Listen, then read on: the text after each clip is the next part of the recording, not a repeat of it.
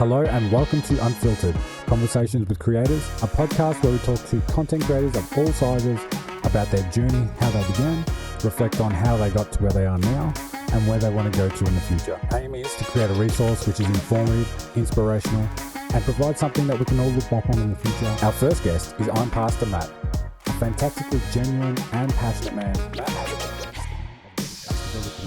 as well as understanding what it takes to create high quality content both for his job and his hobby. He streams over on Twitch, mainly Warzone, also editing and cooking streams. All Matt's socials will be displayed on the screen as well as all the links in the description below. Go check him out. He's an amazing and a great guy. So without taking up too much of your time, let's get started.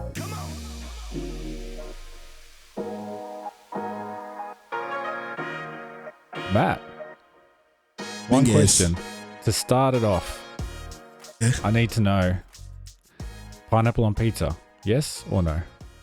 Brother, I feel like if you follow me on Twitter, you know this answer. Because like I feel like so there's this thing where I hate Sweet Baby Ray's barbecue sauce, and then also I love pineapple on pizza, and I tweet about it at least like a couple times a week. At least. What about you? Dude, well, I love pineapple on pizza. I'm a big pineapple on pizza guy, especially if it's barbecue chicken with pineapple on there. Barbecue sauce on pizza is goated. You know what aggravates me about the whole conversation around this? It's the only thing people go after, right? That's on pizza. Like, it's the only thing. Yeah. Like, why are we not, like, I feel like there's, like, a better, like, higher priorities. Like, why are we not going after the people who want anchovies on pizza? If you put seafood on pizza, that's a whole different weirdo for me. Like, there's a laundry list of things, right? Like, I don't particularly understand why pineapple is the distinct line in the sand where they're like, no, we can't do that. Nah, people can't handle the deliciousness. It's just so tasty. I don't know what it is. They just don't like it. They want nothing but plain flavor, I think. I wish I knew, but yeah, pineapple is the answer for pizza. And I'll even get a step further. Like, I do pineapple and like pepperoni. Really? Yeah. This is the thing that's weird, right? People will go to like, I don't, sweet and savory don't go well together. Then they'll go to like a Chinese takeout place and be like, yo, can I get that sweet and sour chicken? Yeah, sweet and sour pork. Yeah, it makes no sense to me. That's true. I was thinking about that the other day. I was like, if you don't like pineapple on pizza and you think the sweet and savory is bad or sweet and salty is bad, then you can't possibly like peanut butter and jelly. Yeah, exactly. It makes no sense. It's the same thing. Now let me pitch you a banana sandwich. No, we're not going to the banana sandwich. No way. Being there and that, no. But honestly, besides that banana sandwich that you made me try, I trust your food opinions. I know you're a big food guy. You are a big food guru. Hey, I appreciate that. I remember, I think you said once you're like a chef who never went to culinary school or something like that. So I didn't say that's precisely, but I see what you're saying. So I say I'm a jack of all trades, master of none of them, because like I like obviously photography, videography. I stream, I game, culinary. I almost went to culinary school. I love cooking. What stopped you? What stopped me, to be honest, I don't know that I would want to cook what other people wanted me to cook. And that was the thing that scared me about it, is because like in my brain, like obviously I love putting things together and making them taste really well. Yeah. But I didn't want to do, like, there's a great movie called Chef that really talks about this. It's got Jon Favreau in it. Okay. And yeah, I watched that movie and I was like, yeah, nah, I'm good. Thank you. Can you just imagine cooking up something that you really like, oh, this is going to taste delicious, and you put all these ingredients in there and like, this is awesome. And then someone sends it back. Like, I don't want the pineapple on that, or I don't want the salt, take the salt off, or something ridiculous like that. So I always pick at my guests and my wife when I like make barbecue at home, because I don't eat barbecue sauce most times with any of the barbecue I make. Okay. And like I if you want to do it, go crazy, but I'm judging you. Just know Especially if it's prepared really well. Yeah, okay, now that's fair. Because like at the end of the day, right? And this is up to you, but at the end of the day, and people don't want to have this conversation, you are changing the taste of the meat that you're eating, or the protein or whatever you're eating. Yes. The sauce is like a savior. It's a savior if you like burn the meat or it's not cooked right. Yes. You put the sauce on to save it. So you go to McDonald's, right? And you get a large fry and you're like, yo, can I get some ketchup too? You are literally using that fry as a vessel for the ketchup to go in your mouth. It's a dipping fry. It's your dipping. It's a spoon. It's like a stick for dipping. Now that's an extreme example because I understand fries and ketchup are like a normal thing. But yeah, I don't put barbecue on my meats. I'm with you on that. I go probably a step further. So if I'm eating a salad, I don't want dressing. Interesting. Because, like, I don't know, it might be like an Italian thing, but in my family growing up, all the time the salads would have like extreme amounts of olive oil and salt. See, that makes sense. And vinegar. And it's like, you're not eating the lettuce or the tomato or the cucumber or whatever's in the salad to eat that and taste that. You're just eating salt and vinegar and oil through whatever. It could be anything under there. You can't taste it anymore. It's gone. Well, I think the reason that works is because lettuce is just water. Yeah, but I don't mind the freshness, the crunchy. You put like dressing on there and it gets soggy. I don't know. I'm weird like that. I like plain food. Funnily enough, I like barbecue sauce on everything, but I don't know. It's a weird one. My thing with like dressing on salads is I don't want a super thick dressing. Like I want something like you were talking about, like just like olive oil or vinegar, or like a super thin like Italian sauce. Yes. Yes. But I don't want like ranch or Thousand Island. That is just horrible. Do not put that on your salad. I am judging you also if you do that. Fair. That's fair. So in terms of your streaming, I've seen you stream cooking now recently, but how did you start off? You didn't start off cooking, did you, at all? No food involved? It was mainly Warzone, I believe? Yes. So my streaming career started like 3 years ago. And gosh, I didn't stream for like 1 year just because I needed to get off for some like mental health things. Just wasn't enjoying it. Caught myself just looking at too many things and wondering a lot of things. But for me, my streaming career started because I liked playing with friends and I like talking to friends. Yeah. And I think that's the massive disconnect. And like I stream a lot of Warzone. Don't get me wrong, but Warzone is if I were to tell you what I am, and I've even heard Travis make jokes about this. I am absolutely a just chatting streamer. Absolutely. Like I prioritize my chat unless I'm in a tournament like so much. And I know everyone else does too, but like, I mean, I'm literally looking over like every 10 seconds. Yep.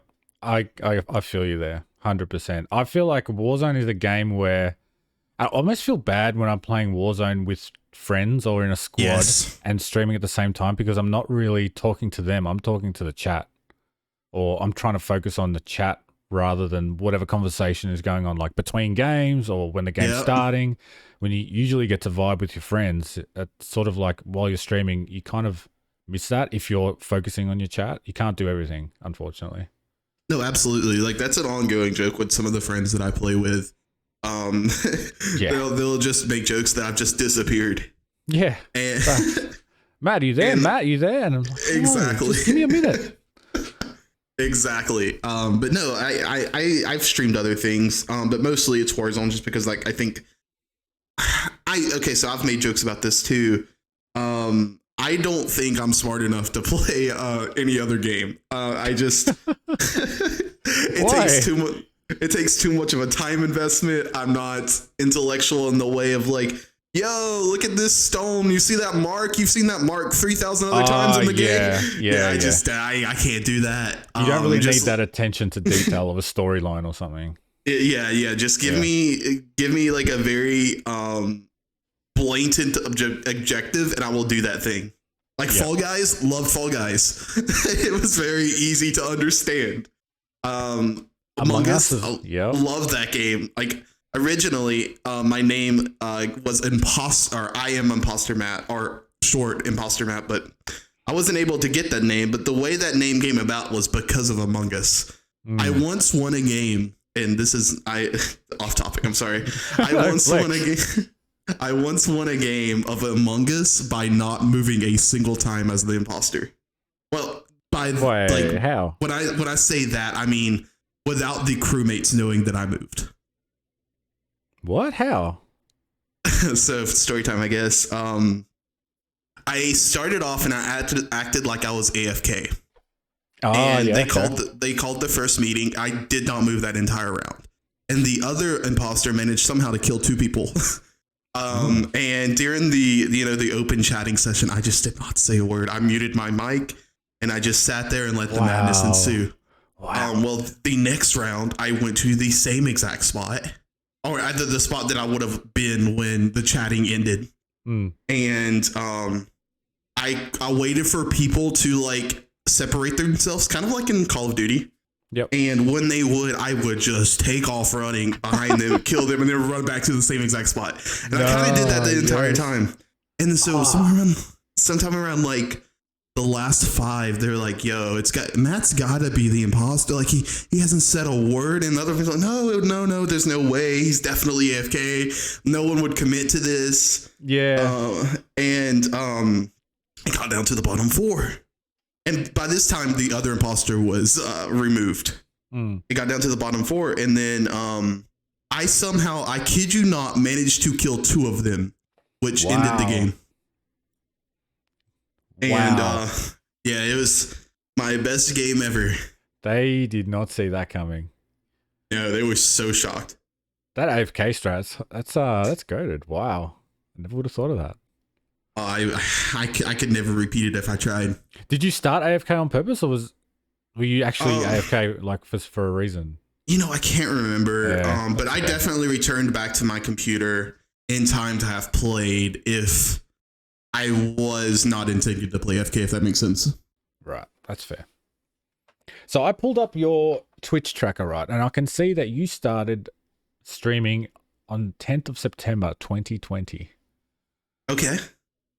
And then you were growing slowly, like you were actually decent growth, all the way up until January 2021. And you kind of went AFK for a while. Actually, for most of the year, up until November. Was that what you were talking about earlier? You took some time off. Yeah, I had just recently went full time with my career with photography and videography and weddings. I was chalking my sleep schedule. I was doing it. I was streaming so recklessly, and this is the thing that makes me nervous about people who want to stream. Is they jump into it because they see their friend is streaming to 10 viewers and people are talking to them, and they're like, "Wow, I can do that." And then like I had been married for at this point in time, I think about half a year. And I just, like, to be frank, like, I wasn't making the best of decisions. I didn't have my priorities straight. I was streaming way too many hours. I enjoyed it. I miss the friends that I used to play with. But yeah, I wasn't making the best of decisions, and I was like, you know what? I need to reevaluate everything. That's the reason I took that break. Yeah. Just to prioritize and time manage yourself better, I guess. Absolutely. And that break absolutely did that for me. Because, I mean, as you know, like, I have a schedule, but I don't always go by it. And, like, this past week, I've been so busy with work, and I haven't been on in the past week. So, I mean, that tells you that, like, taking that time off really shows you what you should have as a priority. Yeah. I mean, you work full time, you are married. There are obviously a lot of other commitments to worry about before streaming. Streaming isn't your number one income. Exactly. and it's exactly. not your wife is your wife. She's your. And I think that's the people rock, basically. Yeah, that's the thing people do not consider when they're like, yo, I can do that. It's just, wow, I can put my face in front of a camera. Let me go buy a $90 camera. Oh yeah. Okay. Now I need to go buy a $100 mic and stand. Oh, I also need a PC and like all of those things, like obviously if you had it, I had it because of my business. Yep. I had all of those things because during that time in 2020, it was the pandemic. I had to get a mic because I was doing Zoom meeting with clients. I had a camera because I was a photographer. Yep. I had a camera that could edit because I was a photographer and videographer. So I had all of those things. So to me, it was like no money to invest to get started. And I'm not saying like if you're passionate about it, definitely do not do it. But don't do it because you see a friend with 10 viewers and you're like, I can do the same thing. And that really worries me. And then also they don't take into account the how did they get the 10 viewers type thing. Yes. 100%. And once you start losing sight of that, I speak for myself, but you start losing a lot of perspective, like a ton of it. Yep.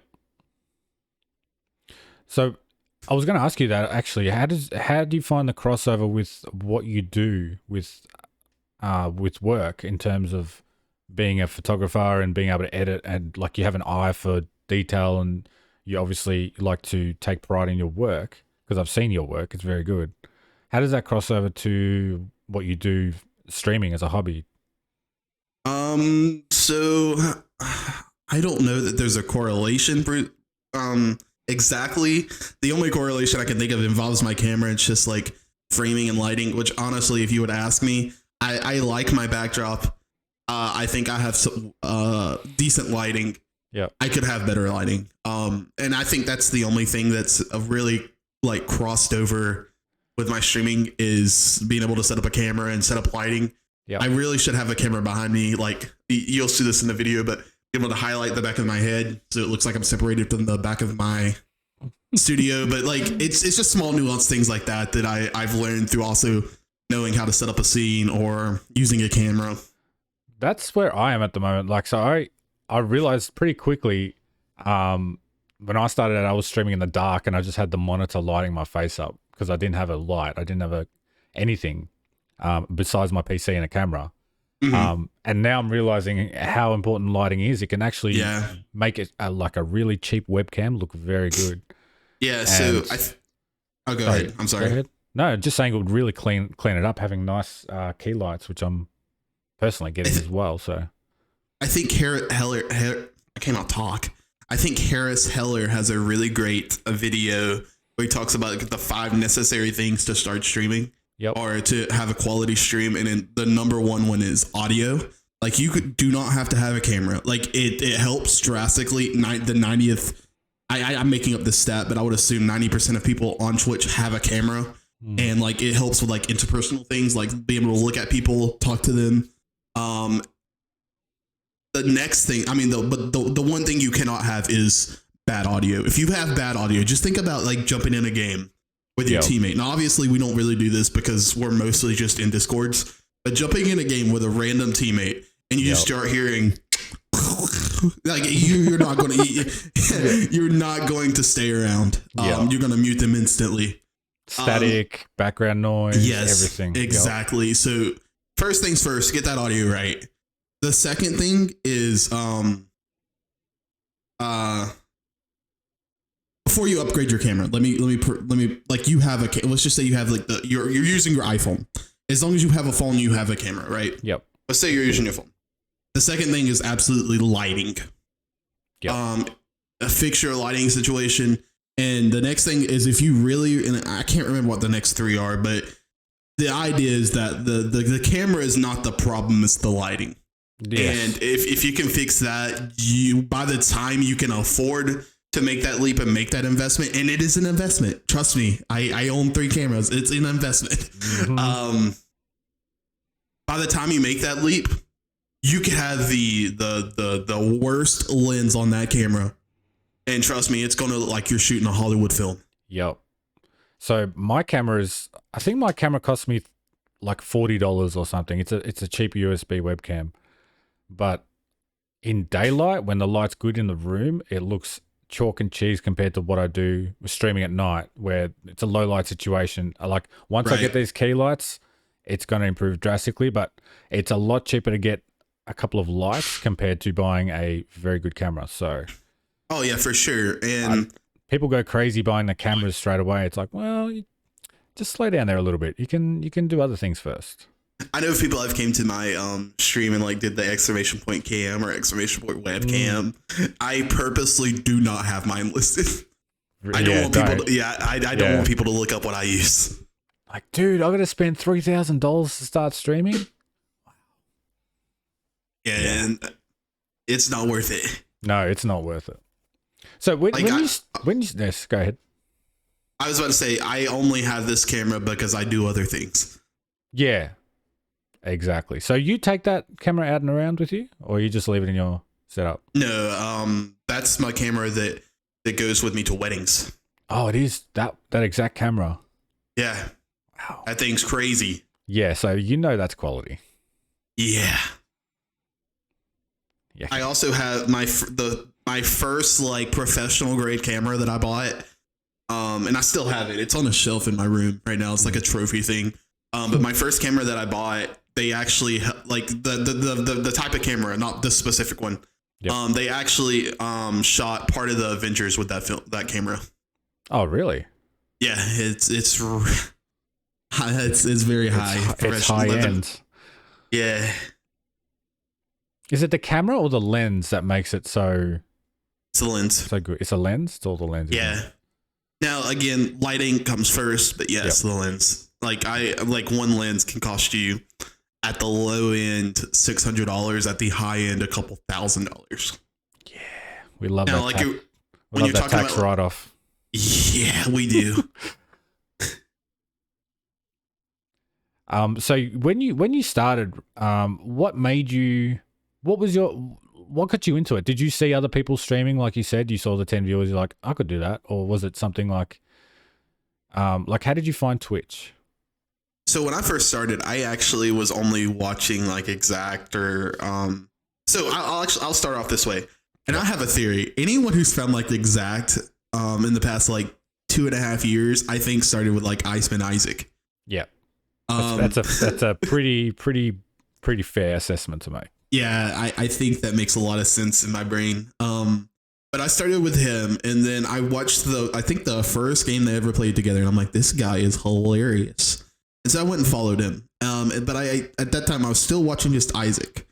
And then one day Isaac wasn't on, and I watched Exact, and I never looked back. At this point, I think last night I was a 21-month subscriber. Wow. Yeah, that's a long commitment. Yeah, I've been there a while. But to answer your question, how I got started streaming, I didn't realize it. I did have friends at the time I wasn't friends with them yet, but I had mutual friends who was friends with them, and I'd played with them before, who also streamed, and they're pretty popular. But I didn't realize that at the time when I wanted to start streaming. So literally, I only wanted to start streaming, and I say this completely honestly. Y'all probably do not believe me, but I wanted to start streaming because I like hanging out with people and I liked gaming. Like that's the reason you should start. But keep it at that. Don't like streaming because you like streaming to 10 people. Like that will never happen, and that will never work. Yeah. You think you know what it's like streaming to people when you like first start, but you don't. I think it feels different to what you expect it to. No, absolutely. Like and I'm sure you relate to this, and any other streamers mostly relate to this too, I imagine, is any time that you take like just a day off, as soon as you sit down in your X, Y, and Z branded chair and you look at your screen, you pull OBS up and you're about to hit go live, there is butterflies every single time. And the reason is because you feel like, and people have also talked about this, you feel like just no one's going to show up. And like, obviously that should never stop you from streaming. But at the same time, like that should absolutely motivate you in every way to like just be the best. Like, why are people like, you should be asking the questions of like, why should people pull up to watch me? what am I offering them? Because if you're offering them good gameplay, you better be like a 5KD demon. Like if you're not that, only you are. Like, and there might even be a 5K rebirth demon that's only got one viewer, just because there's other 5K rebirth demons. Like it's not as simple as being a demon on the map. Like just because you're online and streaming the game doesn't mean people are going to turn up and watch. Yeah, especially like Warzone. Like, I mean, you might be able to get away with that with like Breath of the Wild or other smaller games. It's very niche. Yeah. But if you're in a very saturated market, there ain't no way, brother. Yep. It's tough out there, especially in Warzone. Like you said, it's a hugely saturated channel, genre, like, a game that you see on Twitch. Oh yeah, for sure. I remember when I started, I started streaming Warzone because that's the game I was playing with friends. And then occasionally I would throw on my Nintendo stream and going and browsing the Super Mario Brothers gamers at the time. There might have been like 5 other channels that were on. So it was like, it doesn't have to be Warzone. If you just want to stream, it doesn't matter about the game, then you could literally play anything and you could still find a niche somewhere. Yeah. There are other things out there, but I feel like there's a lot of people who start off streaming Warzone and they're like, I need to play just Warzone or no one's going to turn up. No. I mean, I did, like, I knew that people were going to show up for the cooking stream, for instance. I did not think I was going to be chilling with 15 people for, 2 hours. I did not think that at all. But I did. That was a fun one. Brianna and I had such a wonderful time doing that. But yeah, like I've done cooking streams. I've done editing streams, where I've edited wedding photos and videos. And again, like I've never expected people to show up, but somehow, let me say this, actually. And this makes the most sense of why they do show up. You're passionate about it. Like if you're not passionate about something, that's the smallest amount of something, the smallest amount that you can give to a viewer is being passionate about what you're doing. If you're not that, you're not interested in it yourself. So why would anyone else be? That's right.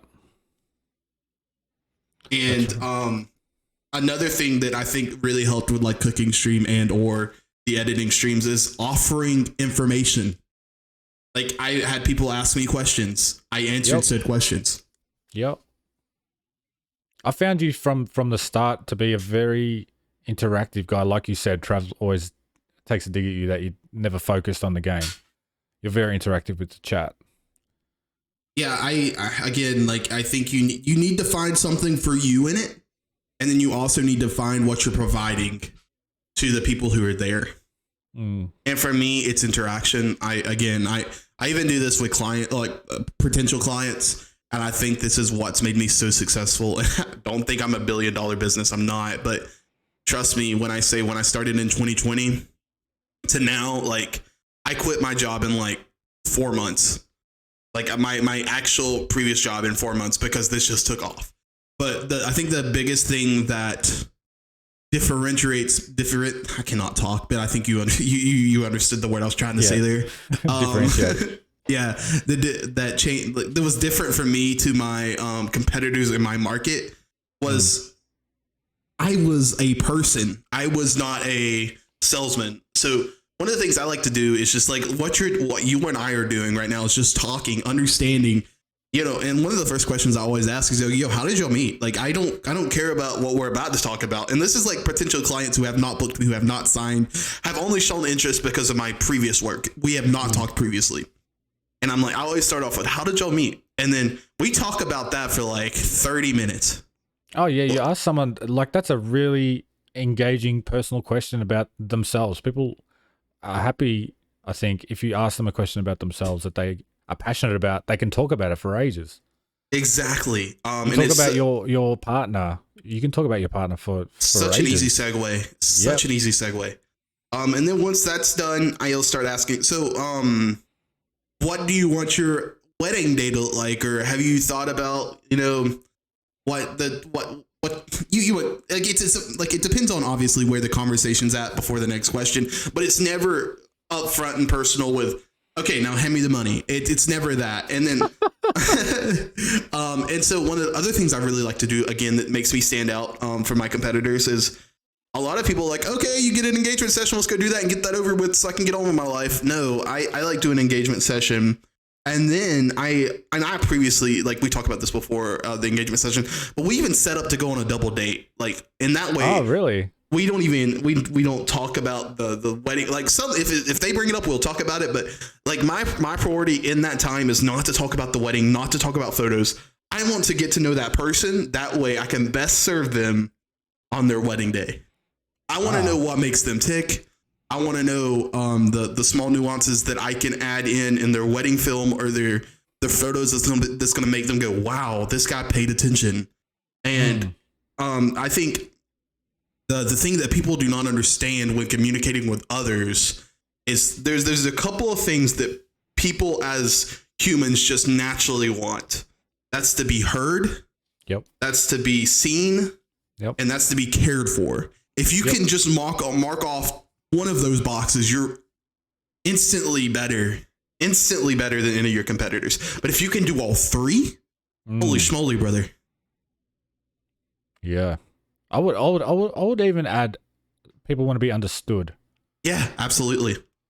Absolutely. Do you find that people come into your chats ever just to vent about life? Have you ever got someone to come in and just wants to talk about something rough, like something completely different to what you're doing?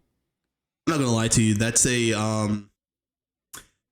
difficult thing to navigate. I think that could be quickly made into a what's the term? There's a phrase, I'm blanking on it, but it's a slippery slope. Yeah, it's a slippery slope in the sense that like I don't want my chat to become an intervention or a therapy session, because I think that completely ruins the mood.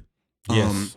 And that's something that you, I, and other streamers try to really, really, really like set the mood for, or set the tone for. I think there's definitely room to walk into a chat, and especially if someone asks you, definitely what I would say, unless there's dire circumstances, do not ever walk into a chat and like provide, oh, I'm having an awful day. Do not ever do that. Yeah, do not, like, I don't, there's a time and a place, and that ain't it. I think it's different if you go in and say, I've had a bad day, I've come here to catch your vibes kind of things. Yeah. Absolutely. I agree with different way, yeah. Yep. But me personally, I wouldn't even include the I had a bad day part. I get what you're saying, but obviously I'm not everyone, but yeah. But I also, like, if you are having a bad day, and let this podcast be a way to communicate this, please reach out. Yeah. Like, there are so many places you can reach out to. Yeah. And then also I want to be very clear too. Like, I am not a therapist. Like, and my wife will tell you, like, I am sympathetic. I am sympathetic, but I'm also what's the word I'm looking for? Type A person. So like my sympathy is most times in a solution, found in a solution rather than just vent. Does that make sense? And it's like that problem solving thing. You're a problem solver. You give the answer. It's like, no, I just want to talk about it. No, this is the answer. Yeah, it's, to me, like, I catch myself doing it all the time, but to me, like, it's just a natural reaction. But yeah, please feel free to reach out. But yeah, personally, like, I try to keep the mood up as opposed to a roller coaster. And I say a roller coaster not in a bad context, but just in general. Have you ever felt yourself slip in that, like, it doesn't have to be like a sad mood, but like an angry mood or a frustrated mood? Obviously with Warzone, that's a pretty frustrating game at time. Do you find your mood ever slip on stream? Yeah, absolutely. And I think if you say you do not, you're lying. How do you deal with that? Do you just bring yourself, like, I'm aware of this feeling and try and change it, or do you just end the stream? Like, do you find you have to get off kind of thing? I also kind of a tricky question. I think if you're to the point where you're just not enjoying the game, it's time to log off. Or go to a different game or something, because you got to reset the vibe somehow. Yep. Because the other thing about that question is that if you're feeling it, there's no way that a cognizant audience is not feeling it. Yes. And they can also feel when you're not being genuine and authentic.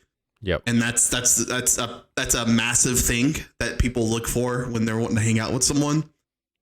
So again, I think the best and honest answer is if you're not feeling it, it's time to log off. Yeah, 100%. In terms of it happening to me, there's been a couple times where I've been in like chats or something, or group chats or something, and I'm just not vibing with the person. It's either you need to get out of the chat and just reset the vibes by yourself, or you just need to get off. One of the two. Like it's. Yeah. I don't know that there's a better answer than that. What would you do? Let me ask that. What would you do? Have this ever happened to you? 100%. Personally, I went through a phase probably like maybe 6 to 8 months in my streams where I went back and I literally went through almost every VOD I had and saved to get clips for an intro. And so I was catching myself having good moments, but I was also watching myself like I could see my camera, I could see my face, upset, frustrated, angry, losing it at my teammates quietly so they couldn't hear it. I was muted to them, but I was raging to the stream, and it might have been like maybe 1 or 2 people in there. It might have been no one in there. I don't know. But I hated that look. It looked so bad. It does. And when I watched it back, I was like, that's very bad. So I think as I've gotten older, I've learned to recognize when a feeling starts to bubble up and I try and correct it. But I found because I've focused on trying to enjoy the chat more than the game, I could be getting gunned every game. Exactly. 10 games in a row, and my vibes are still fine because the game is secondary now. Before I felt like I was under pressure to play well. But now I've sort of recognized like when that feeling starts to appear, all right, we'll take a break, just chat to the stream for 5 minutes or chat to myself and talk it through, talk out the goofiness, and either play another game, play a different game, do something else. You know, it's, the one thing you don't want to do. Yeah, the one thing you don't want to do is to rage on stream, I think. Absolutely. And I think there was 2 things you really said that stood out to me there. It's one, noticing when it's starting to happen. As soon as you start feeling like upset about a certain situation, it's time to try to figure out a way to navigate that and get out of that situation. And then you feel your head getting hot a little bit. Just take a sip of water, take a breath. And then, as you know, I'm not the best Call of Duty player. I'm decent. But I get gunned all the time anyway. And I think, I see so many people get on, and I do this too, but like I don't take myself seriously when I do it, and I don't know if they do, but I'm just making this as a point. A lot of people will be like, yeah, I'm getting on, I'm dropping a 30 today. I'm like, first game on, I'm doing it. Trust. No, I'm happy to get my loadout. And then they'll get gunned with like 3 kills, right? And then they'll off to the lobby, and they'll just continue saying it. And then eventually, because they've continued saying it, they started believing it, and they get madder and more upset and disappointed that they're not able to do that in front of people, right? Yep. And I think you should just be very self-aware of where you're at, especially if you're streaming a game. Exactly. Yeah. And that's the second step I would say is find out where your priorities are, and then 2, be self-aware about how talented you are doing it. Yeah. Just assess yourself honestly.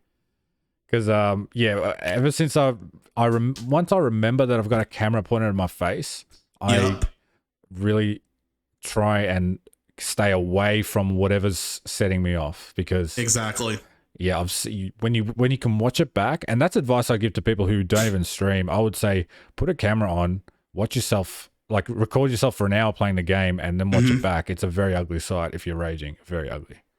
Yeah. Exactly. But moving on from things that make you rage, like Warzone, because that's a very, very touchy subject for a lot of people. Warzone is one of those games where it's if it's not going right, it's not going right.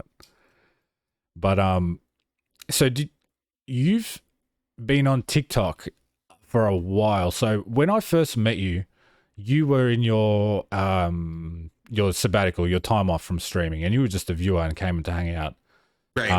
And then when I made a TikTok very late, but I went and I found you, and I was looking through your account, and it was like, oh my God, this guy's getting hundreds of views. He's got hundreds of followers, and he's like talking about how to be a good streamer. I actually went through and watched a lot of your streaming tips in your TikTok. Oh no, I'm cringing. No, it's good. How did you? Because very early on, I've got it pulled up right now. You were posting clips and funny stuff and stuff like that, and then it became you giving advice and your thoughts. Was that a conscious move? Did you plan that? Again, this is one of those things that, and I feel like, okay, to be fully transparent, let me just be transparent. At this time that he's talking about this, I was averaging like 25 to 30 viewers. Back in like early 2020. I had a lot of subscriptions. I'm not gonna reveal that because I feel like that's just weird. But just know that I'm just trying to set a benchmark so you know where I was at.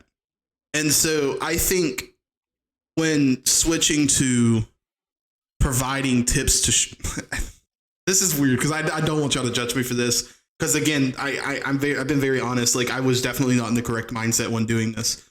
Okay.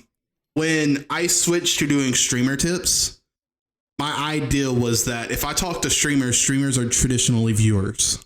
Yep. And I could get them to come over a lot easier than trying to show off my awful Call of Duty clips. I mean, that's a pretty popular like move that people do. I've noticed that a lot. Well, also, like, there's part of it that was also very genuine and authentic. Like, I think, and I've had this conversation too before. I've even briefly talked about it on my Twitter timeline. I think there's like this huge, massive misunderstanding of how to obtain viewers on Twitch, and I think the problem is asking how to obtain viewers on Twitch. That's the problem. Yep. The idea is you can form relationships before they are a viewer. And they should, like, the intent should never be because they become a viewer. It's to form a genuine relationship. If they become a viewer, that's great. That's awesome. That's congratulations.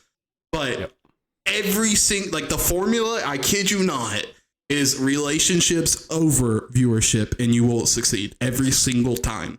Like, stop asking how to retain viewership or gain viewership. Start asking, what do I need to do? And who are the people that I need to hang out with, that I just jive with, that I could become really great friends with, and hang out with those people.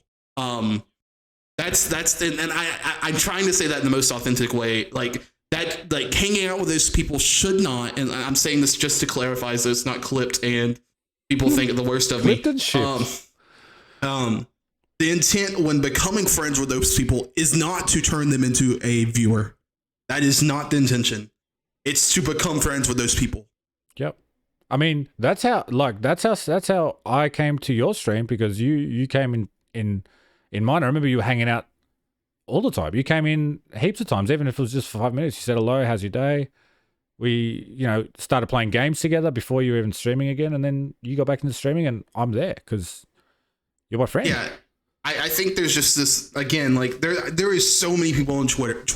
There's so many people on Twitch that are asking the same. Like I literally had someone come in, and this is not uncommon. I'm sure everyone else has.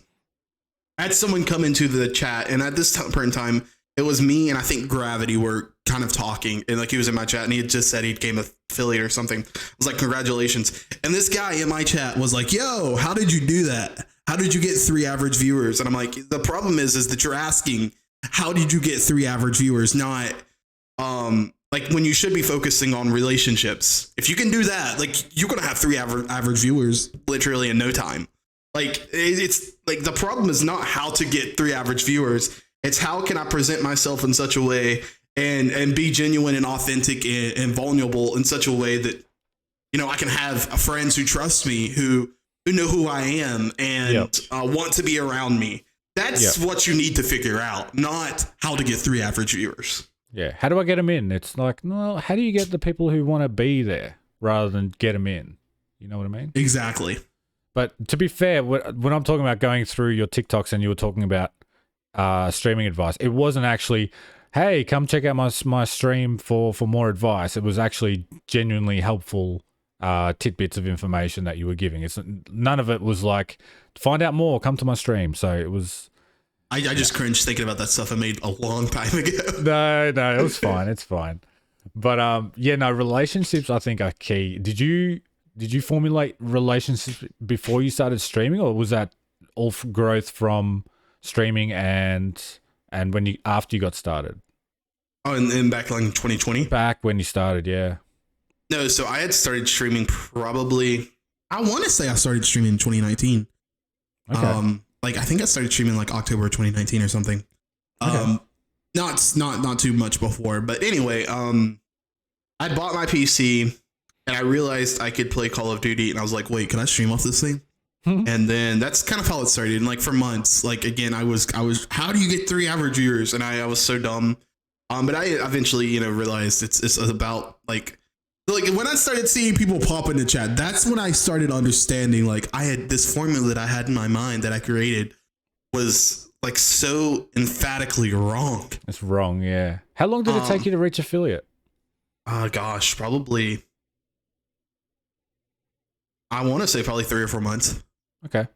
And you know, a lot of that, and I'm sure like I'm being transparent because I know that other people have done this. I'm not dumb. A lot of that's like having an extra laptop on and the wife's also on and so on and so forth. Yeah. 100%. And if that's the route you want to go crazy, but you got to understand like why do you want to get affiliate? If your answer is to gain subscriptions, well then why do you have your wife on your computer? You know, have a surprise for you. Yeah, like if the only way you can make it to affiliate is have your phone open and then your wife on a separate laptop and then a friend somewhere else on a laptop, you're not going to have subscriptions, brother. Yeah, like you're just not anytime soon at the very least. It's not that simplistic. Exactly. Yeah. But in terms of my early career, I started in like October, it might have been 3 months. Maybe was it September? Actually, I can't remember. Anyhow, I had got affiliate just before the end of the year. And somewhere around like November and December, because I don't remember exactly when I got hopped on TikTok, but I was also in a bunch of Discord communities. And that's one thing that I really recommend doing is getting into a Discord community and hopping in general chat. Because like if you go in, because I'm not saying don't do this, but if you're going to a Twitch stream and just talking in the concurrent chat during someone's stream, it's going to be gone in a couple seconds. Oh yeah. Yep. So what if you really want to get established in a community, what you should do is hop in the Discord and join the general chat. And I say this again as genuine and authentic as I can, and take this with a grain of salt. The more you put your name in front of somebody, the more likely they are to click on it. Yep. And don't just spam, random, like don't just go into a general chat. Yo, how's your day? And then leave. Like you have to, like, it's something you actually have to, like in the same way you have to commit to being a good streamer, and I'm a good streamer, I mean by like actually having the right mindset and creating content and creating good content and being consistent. You also have to be when you're the chatter in the general chat, you have to be genuine. You have to be a good chatter. Yeah, be a good chatter. You have to offer something in return for someone to respond to you, and then also when they do, continue to be genuine. Yeah, that's good. Now I'm about to go live. Exactly. Yeah, don't do that. Don't do that. But yeah, no, that's a really interesting point you bring up about the Discord community. So Discord is one of those things that I was very unfamiliar with when I started. It's very overwhelming when you first jump in. And I'm in a few now, but I find the few that I'm in, people only use the self-promo section, and I feel like that gets so overlooked if you're the only one posting in there every time you go live. Yeah. That's probably the wrong way to go about using a Discord community. So when I was at the height of my powers, I was a moderator for a pretty popular streamer at the time. And the one thing that we talked about in her Discord was we didn't want random people just going into the self-promo. So what we ended up doing is only people past a certain what's a like level in the Discord? Yeah, level in the Discord were allowed to post in it. I personally, I don't think, this sounds terrible, I don't think self-promo sections should exist. I'm not against them, but I also think it's just an easy way to self-promo. And it's, I don't know, it just puts a bad taste in my mouth because I know that I could go to anyone's self-promo section right now that in any of the communities I'm active in, and I'm going to see 5 people I don't recognize before I see the one person I do. Yeah, that's true. But that's if you, I think if you do have one, you should definitely have a threshold. That is that's a good point though, because I agree. I've seen people post that, obviously in the Discords I'm more familiar with, that I'm very active in, never post anywhere else other than the self-promo section. And that's kind of like a turn-off. It makes me not want to click on their stream. But if I see you in chat posting memes or like having a laugh with other people, and then you're like, by the way, I'm going live in the self-promo section. Exactly. It's like, oh, wow, this guy's a streamer too? Let me go check him out. Exactly. Yeah. So I've met a few people that way that I didn't realize were streamers. I just thought they were just chatty, which was fine. I would have been there chatting to them anyway. But it sort of improves the relationship because now I go in there into their stream and I know them. I've got something to talk about. Yeah, that's what I was about to say. That's a massive thing. Is like, why are you going to go to someone's stream if you had nothing to talk about? Yeah. That is a massive thing. So I have a theory that the type of streamer that you are is the type of streamer that you enjoy watching. Yes. So you might go in only to watch gameplay, and when you stream, you're probably going to be focused on, hey, you're coming in to watch me game, not to watch me talk. Yes. I agree with that. I definitely think there are other times, like if I were to give you my favorite streamers right now, it's obviously Exact. Who would have thought? Tim the Tat Man. I'm trying to think. There's definitely more, but those two are the primary two. And I think if you were to like look at my gameplay, take out the body gameplay. If you were to just to watch a stream, I think you could see that. I really do. And I mean, vice versa. If you go to someone in Swag's chat who's streaming, right? Chances are they're just an absolute unit on the map. And I'm not going to try to make any generalizations, but I would assume they're primarily focused on the game. Yep. I agree.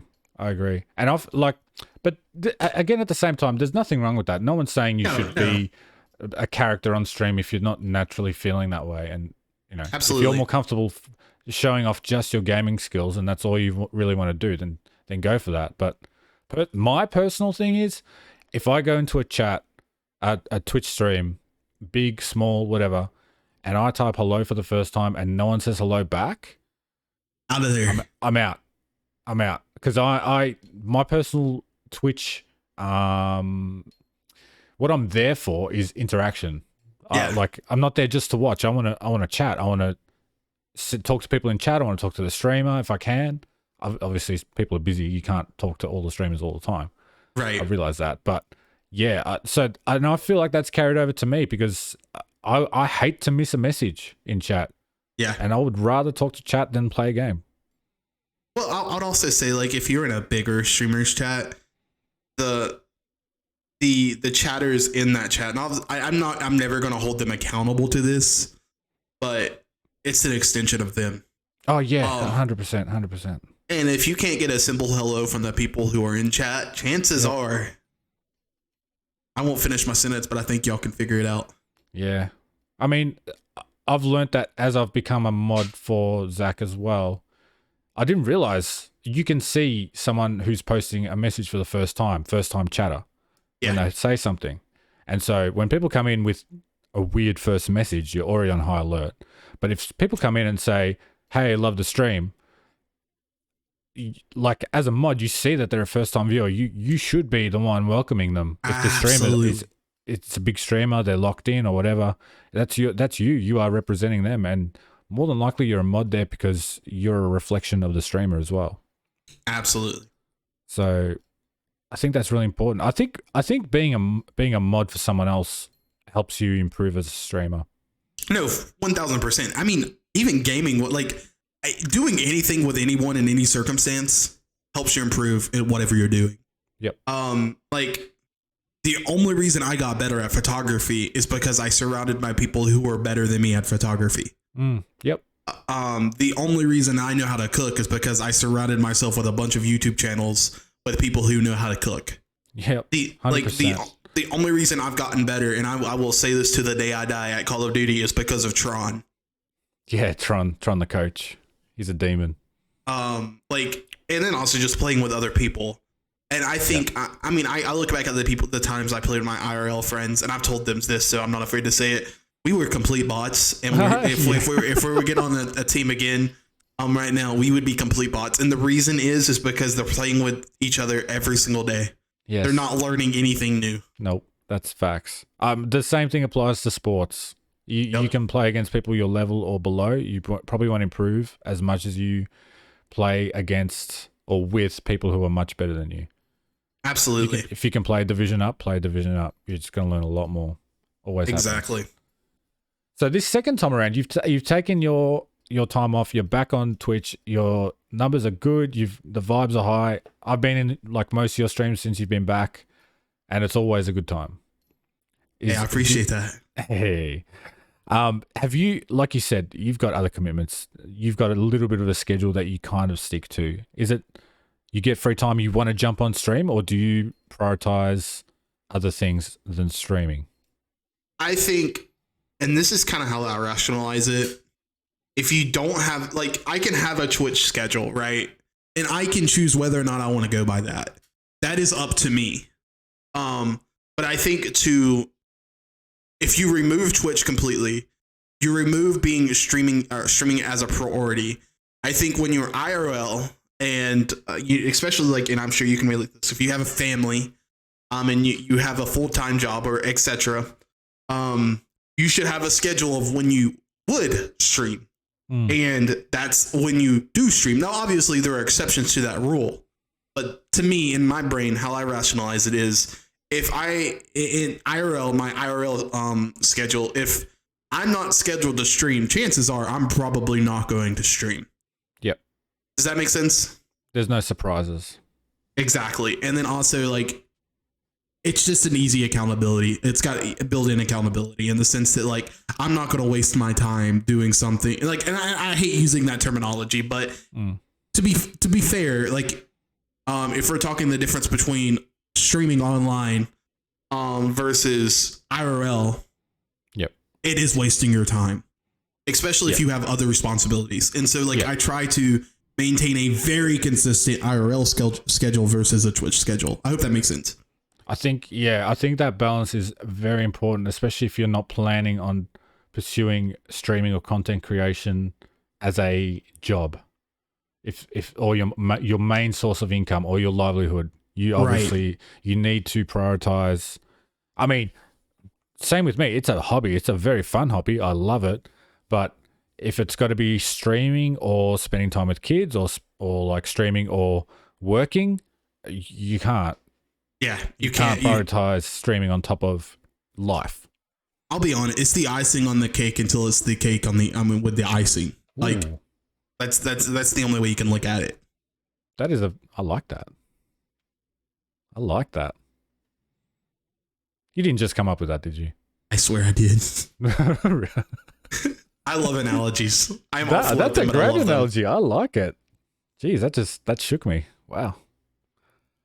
So I love that. That was really good. So in your cake, wife, family life, and the streaming is on top. Do you have any plans to swap that around, or is this long term just a hobby? So, guys, this is really, it's a loaded question. Because I don't have a traditional job. So during like I would say probably, because I live in Florida. I'm sure Australia, it's very hot. Over here it's very hot. And so I try not to work during the summer that often. And so like coming up in the next couple of months, I'll probably stream a lot more than I am during the spring or the winter or the fall. Okay. Does that make sense? And so like it can be adjusted, but it depends on my work schedule. Like right now I think I have like 7 weddings that I'm currently editing. Some of them video, some of them photo and video.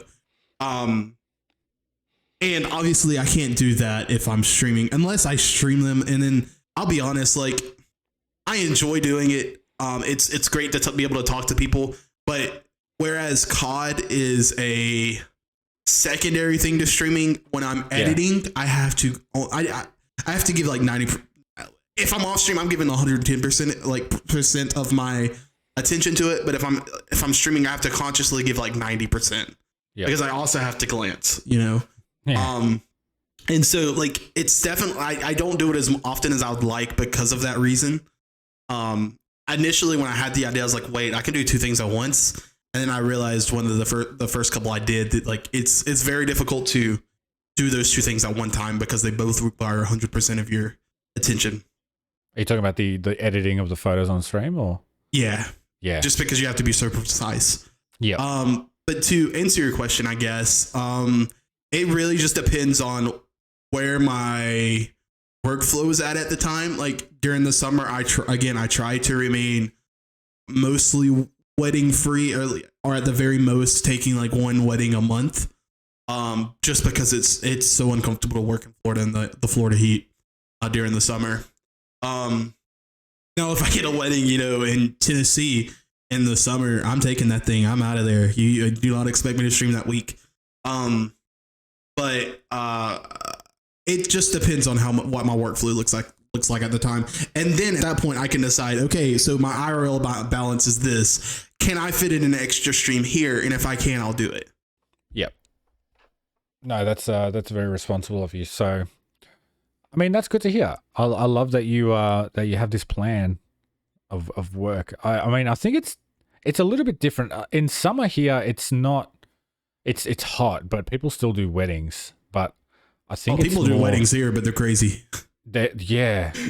And I hate. Like, I got married in February, and that was hot. For us, February is like the end of summer. That makes sense. It was spears and stuff. Yeah, it was still super hot. But yeah, man, I don't know if I could do working from home and trying to stay away from playing games. I think that takes a good deal of discipline to keep off the game and focus on your work. You mean tell the secret? And a lot of people are gonna be like, "This is what you're running from when you try to work from home. It's schedule a 9 to 5." Okay. So what I like to do, and I did this, I did online schooling too, for like 4 of my 6 years, because I also got a master's degree. But the last 4 years from, I guess the last part of my sophomore to my junior year was all online. And part of that was due to COVID for the last year, like the very, very last year. I got my master's degree over COVID. But I made, like I set aside specific days of the week that I did my schoolwork in the same way. And that way I could keep myself accountable. In the same way, I'm like, okay, Matt, your schedule starts on Monday, you wake up at, 7:30, make some breakfast. By 9 o'clock, you're clocking in and editing photos. It's that type of thing. You're editing, and then you're editing photos until, let's say, noon. And then at noon, you're going to work on the week's social media content. And then for 2 hours, I'm like typing up different captions. I'm putting photos together. I'm editing small clips from wedding videos and stuff like that.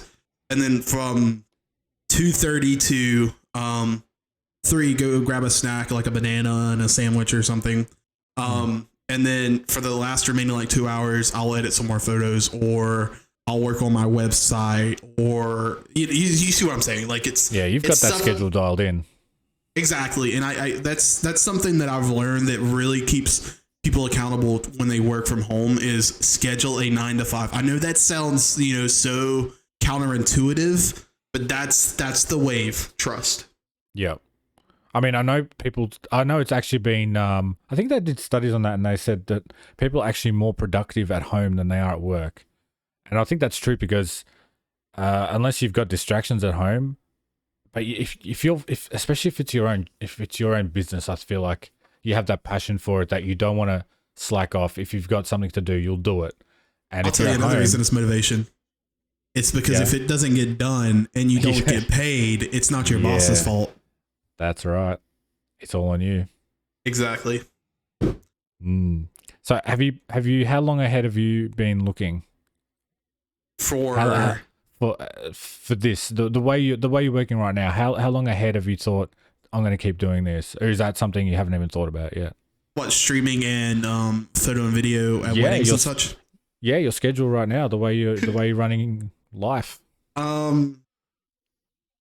Is that something you think about, or is it? No, it still, I think it. I think that would induce anxiety, to be honest. That's fair. No, that's fair. That's fair. Right now, I'm thinking about it. It's inducing anxiety. I think it's safe to remain on the schedule that I currently have, and I would imagine anyone else in the position would imagine if they were like I think already in this groove, it's a very safe thing to do. No, I think to be fair, out of what we've just come out of for the last few years, I think it's hard to plan ahead because you don't know what's going to happen. Yeah, it's so strange. I know I was having a conversation with Brianna and a guest that we had over the other night, and it's weird because I forgot how the conversation started, but we're like, what happened aside from COVID, obviously, what happened in 2020? I'm like, what's weird is because that's going to be almost like a forgotten year in the sense that only the people who got married or were born or had like a major life event in like early 2020, some within like the middle of 2020, but it was very rare. There's going to be nothing to remember out in 2020. Like, you did not go to a concert in 2020. Nope. You did not go to Disney in 2020. You did not it's going to be a forgotten year. And that's the strangest thing. Yep. I mean, we're going to remember that was a year of nothing, but nothing happened. Not like, stuff happened, but you didn't do anything other than try and stay away from people. Exactly. It's so strange to think about now in retrospect. Yeah, that's crazy. So you talk to Brianna a lot about everything. Obviously, she's your wife. Yeah, not at all. No, I'm just joking. Do you find yourself asking for advice from anyone about streaming or content creation or anything like that? Maybe I'm doing this wrong, but I don't. Brianna will occasionally just surprise me and watch and then say something later. But she gives you feedback. Occasionally, I don't think she watches though that much. She used to very early on. I'm trying to think of the last thing she said, which is a while ago. Gosh, I can't even remember. It's like she doesn't really watch that often, and I kind of admire that. Like, I get it because it's my piece of the pie that she can't touch. Like, I know I know that's a weird way to look at it, but I think she also knows that it's just something I'm really passionate about, and she just lets me do it. That's Matt time. Exactly. Yeah, that's Matt time. That's fine. You need that. You need time to yourself as well. But she occasionally watches, but I would say it's pretty rare. Okay. So no, do you reach out to anyone if you have a question, technically or with planning content or ideas you have? Do you have anyone that you bounce ideas off I should. You should. I'm terrible at content creation. I think I've been enjoying the things that I have been making recently on TikTok. However, I don't find myself as talented as I need to be to create the things that I want to create. And so that's the problem with the content creation. But I don't think so. I think it's time. It's very time consuming. yeah, I feel it, and this is where you start to realize that the reason Joe and Zach and fill in the blank of any other content creators finding a YouTube video where they dropped, 30 or 40 is because they also spent 7 days a week, 8 hours a day trying to get that one video. Yeah. And 100%. I think that adds a ton of perspective to, trying to get one clip where you solo a team of 4. And that for us. Your average stream time would probably be something like 3 hours, 3 or 4 hours. Yeah. And I try to keep it at that just because, again, I can keep myself accountable that way. Yep. But yeah, it can be hard to find things to post on other social media like TikTok and all that in 3 hours, especially if we're sort of more focused on chatting to the people who are in stream. Exactly. Is that what kind of advice would you give someone who would have like your schedule, who wants to grow? This sounds terrible from a person who just took a week off, but be consistent. No, I think that's a major thing. Like, I would obviously never say take a week off in your first month, your first 2 months, 3 months.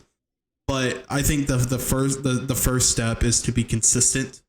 The second step is to I'm not the person that's going to tell you to rewatch your content, though you should if you do want to improve. But I think you should continue. Like, when I say rewatch, when I say my personal take on rewatch your content, go back to the moments that you thought in your in your VOD that was funny, and make sure it was funny. Yep. I'm not gonna I'm gonna be transparent. I don't watch 4 hours of my content. I can't. No, I don't like my voice. And so like, I would just double check the things that you think are funny or cool. Because I remember like I've clipped so many things with my stream deck that I'm like, wow, that was an incredible clip. And I go back, Matt, there was 4 minutes between the 2 people you killed. Yes. That was not an incredible sequence. No, I feel that 100%. So just going back and capturing the moments and rewatching them and being honest with yourself. Is this something I find entertaining? And if you do not find it entertaining, I can promise you the people that you are after, that you want to watch you, will not find it entertaining. Yep. 100%. That's a weird thing too. I find that to be true on Twitch. I find that to be untrue on TikTok. I think really? I think there is so many people on TikTok. Personally, in my experience, I have posted things that I have not found enjoyable or funny just because I wanted to post something, and they have done very well. And there's stuff that I find hilarious, or I thought I put a lot of time into this clip and have done poorly. Yeah. What I mean by that is the people that you would find with something that you don't find funny that you posted. Oh yeah. Chances are is not going to be as vibey as someone you found through a piece of content that you posted and you're like, wow, that's great. I really like this. This is entertaining. You see what I'm saying? It's not going to be, obviously that's not a 1-to-1 ratio, but chances are more times often than not, the person who found you through the content that you enjoyed creating or you really liked and you thought was very entertaining is going to be more vibey than the person you found through the content that you wasn't the biggest fan of when you made it. Yes, 100%. 100%. So what would be your number one advice to Impastamatt starting in 2019? Don't do it. No. Don't do that. No, avoid at all costs. Again, like I said this earlier and I've referenced it before, but make sure your mindset's correct. Yep. Mindset. Yep. If the mental is like, I don't know how long this earth has been around and how long we've avoided the conversation around mental health, but make sure when you click go live for the first time, or go live for the second time, or go live for the 200th time, or 2000th time, make sure before you do that you even want to go live that day.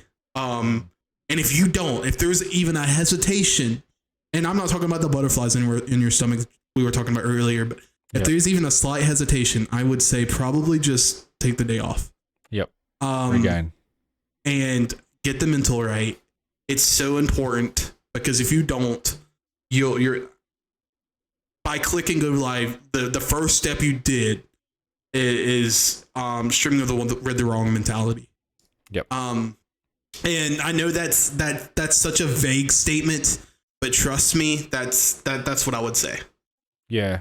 No, I feel like that's simple advice, but it's very hard to follow too, because it's like, especially if you only have a few hours in the week that you've allowed for streaming, and you think, if I don't go live now, it's not going to be for another couple of days. I'm going to miss out. I think it's important to realize, like you said, mental health is more important than missing a Twitch live stream. Absolutely. And I promise you, if your viewers or anyone in chat who's worth a grain of salt, they would prefer, and they honestly would understand. 100%. And I don't know, like I just, any day that you hit go live and you're not feeling the best yourself, it's going to translate so easily. So do yourself a favor, do your chat a favor, and just don't hit go live that day.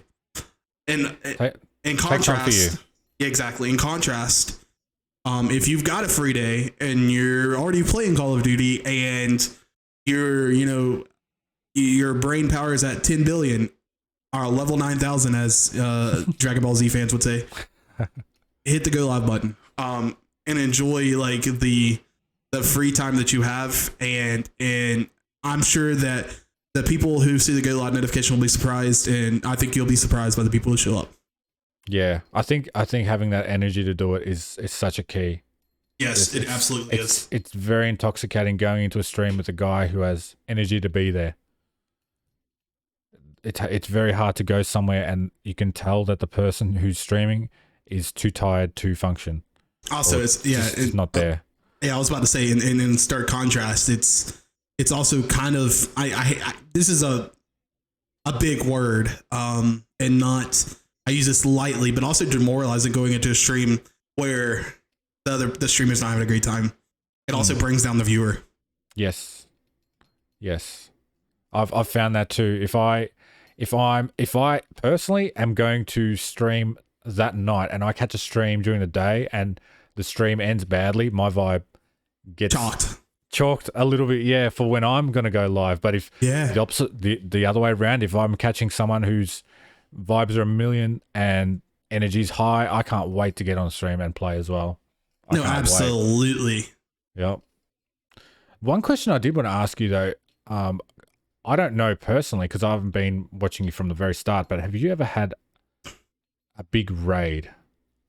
What's your biggest raid that someone's hosted you or raided you? I think like 24. I think 24? Something like that. No, I haven't had a massive one, but did you know 20, them? 24. Did you know them? I've never gotten a raid from. I've rarely ever gotten a raid from somebody I wasn't connected with. Okay. I think that's important to know too, that just because you're live doesn't mean you're going to get raided by Swag or Iron or something with thousands of viewers. I'll be honest with you, just because you're live when a friend's live doesn't mean you're going to get raided either. Just true. And I think that is again such a small thing that you expect that you really should not expect. Yep. And I would tell myself, my 3-year-old self, this many a time over. If you're expecting a raid just because you're live and they're live, go ahead and get offline.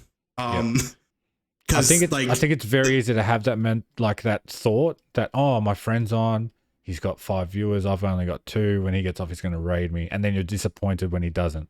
Absolutely, and then there's a little. It's normal, but it's get out of that mindset. It's just the wrong mindset. Just try and get out of that very, very quickly, because absolutely nobody owes you anything. No one. And if you expect people to owe you things, I think you're going to have a hard time. Oh yeah, you're going to have a very difficult time, actually. And I 100%, and I know you're going to agree with this. Extend that same sentiment to subscriptions. Don't expect people are going to sub. Don't feel like people have to be there and sub. Yeah, if you're expecting, again, we go back to what I said earlier. Just because you have affiliate that people are going to sub, then why don't you sub to everyone that you follow? Yeah, it's impossible. Yeah. I mean, I wish I could. 100% wish I could sub to everyone that I follow, everyone I know, but that's impossible. And mortgages exist. Yeah, I need to eat. Exactly. I got kids to feed, but at the same time, I've got people from my experience in my stream who are VIPs who have never subbed. It should not matter. No, it absolutely should not. If you're only giving VIPs to people who sub, then you got a pretty massive problem. But yeah, I would definitely say, as advice to anybody, don't feel like people should sub to you. No. Friends or otherwise. No, you shouldn't feel like people have to sub to you if they're there. Absolutely not. Matt, I love you. It's been an absolute pleasure talking to you. I think we've covered a lot. I think we covered everything. Hey, we covered a lot. Dude, it was a pleasure. I hope we can do this again maybe in a couple of years. Look back on things. Look back on what you said. Hey, man, I'm always down. Twitch partner, Impastamatt. Hey, I don't know about that one, but I'm always down. Hey, we'll see. All right, man. GG's. Thank you. I will catch you soon. Sounds good. Adios. You have a good day.